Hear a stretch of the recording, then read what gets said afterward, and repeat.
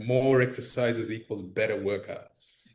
Yes, and so I think this comes from the place of wanting to make sure that we are doing the right kind of stuff, right? We're covering all bases. If we're a man and we're working our chest, we want to, train the upper, the middle, the inner, the outer, all of these areas. The same thing, obviously, with the glutes, if that is your focus area. And so we need to make sure we cover everything off. We need this machine, that machine, etc., etc. And so this really comes from I don't know, magazine workouts, online workouts, packed with endless variations, which kind of gets you to think, if I'm not doing that one, maybe that's the one that is missing for me. And that's why I don't have, the shape where I want it. And so when you're in the gym, it's like, okay, I've got this list of glute exercises that I need to do. And you have that fear of, okay, if I don't do the whole eight, then, I'm not going to see the progress that I want. And I think with that too, as we go through each exercise within the session, right, you build fatigue, you get tired. And so that sort of perception of fatigue and exhaustion means, okay, this is becoming more effective, more is better. But really, sort of why this is a myth is that, doing more generally reduces the focus and the quality.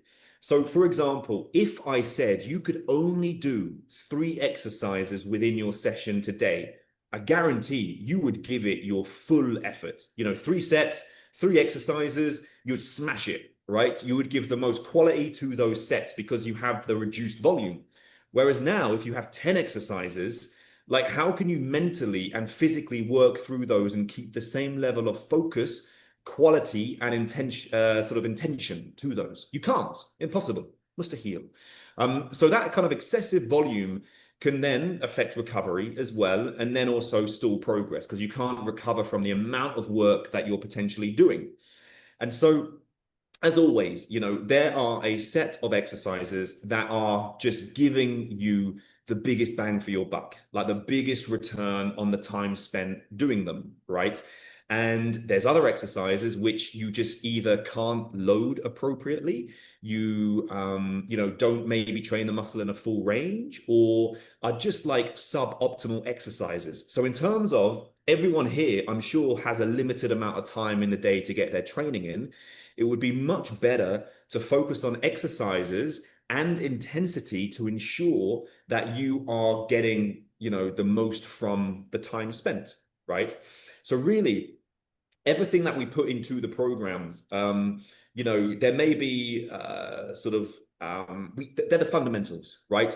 All of the fundamentals, the human sort of fundamentals, your lunge, your squat, your hinge, your push, your pull, vertical, horizontal, and all the variations of core, those are your fundamentals. And there are key exercises under each category that will give you, more in terms of benefit. And those are what we sort of position the training around. And again, sort of going back to the progressive overload element, ensuring that these exercises are the ones that we can steadily progress time and time and time again. There's a reason a barbell squat or a squat is like the fundamental leg movement, or a deadlift. And if you look at any of, the great coaches who would say, what are the 10 exercises that you would do if you could only train 10 exercises for the rest of your life? They're all pretty much the same kind of thing. And I'm sure if myself and Marvin shared our lists now, other than the splits, we would be in a very similar place.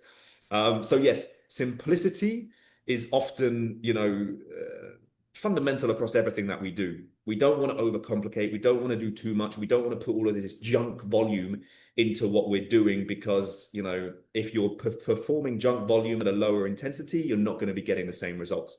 So yes, last point here, movement mechanics, right? Consistently done at a high level of intensity is going to be the thing that sees you progressing for years and years and years and years.